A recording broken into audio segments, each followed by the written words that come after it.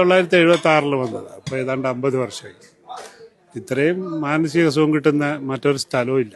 Phoenix പക്ഷിയെ പോലെ ഉയർത്തെഴുന്നേൽക്കുന്ന ഒരു വല്ലാത്ത രാജ്യം തന്നെയാണ്. പിന്നെ എന്തൊക്കെ അനുഗ്രഹം ഉണ്ടപ്പാ, ഒരുപാട് കാര്യങ്ങൾ നല്ലത് ചെയ്യുന്നുണ്ട്. ഇവിടെ ജീവിക്കുന്ന ആളുകൾ നല്ലത് ചെയ്യുന്നു, ഈ നാടും നല്ലത് ചെയ്യുന്നു.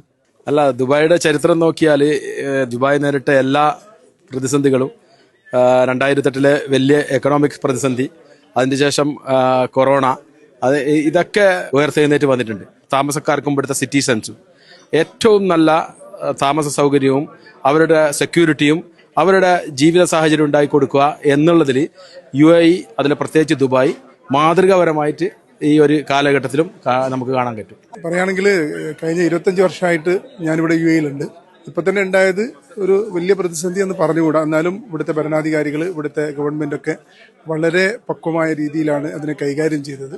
ഇവിടെ ജീവിക്കുന്ന ആളുകൾക്കുള്ള സുരക്ഷ അത് വളരെ പ്രധാനപ്പെട്ട, വളരെ മികച്ച രീതിയിൽ ഇവിടുത്തെ ഭരണാധികാരികൾ കൈകാര്യം ചെയ്തിട്ടുണ്ട്. ഈ 30 കൊല്ലത്തിനടുക്ക് ഇതിനേക്കാളും വലിയ പ്രതിസന്ധികളായിരുന്നു കുവൈത്ത് കാലഘട്ടത്തിൽ നമ്മളെ പൂർവികർ. എൻ്റെ എല്ലാം മുമ്പായിരുന്നു ആ കുവൈത്ത് യുദ്ധം ഉണ്ടായിരുന്നത്.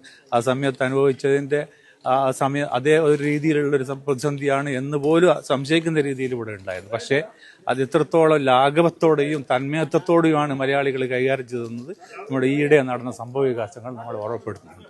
ഒരുപാട് പ്രതിസന്ധികൾ ഇതിനിടക്ക് വന്നു പോയിട്ടുണ്ട്.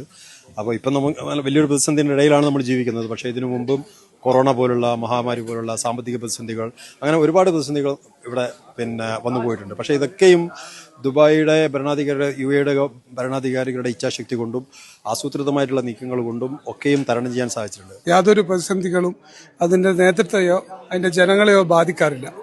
അതേപോലെ തന്നെ ഈ ഒരു പ്രതിസന്ധിയും വളരെ സുഗമമായി മറികടക്കുന്ന കാര്യത്തിൽ യാതൊരു സംശയവുമില്ല.